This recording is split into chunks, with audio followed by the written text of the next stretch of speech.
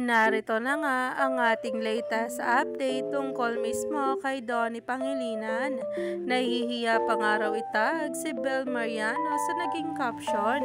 Umani nga agad ito ng samot-saring komento sa social media at talaga nga naman ngayon ay pinag-uusapan na. Narito nga ang nasabing post.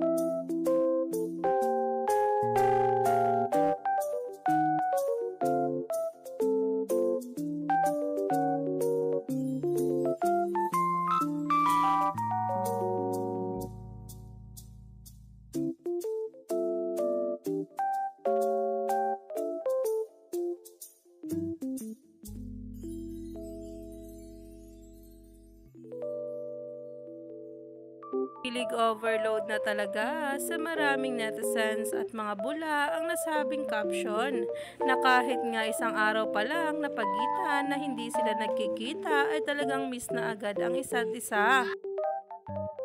Kaya naman, stay tuned lang tayo at wag na magpahuli pa sa bawat paayuda patungkol sa Don Bell.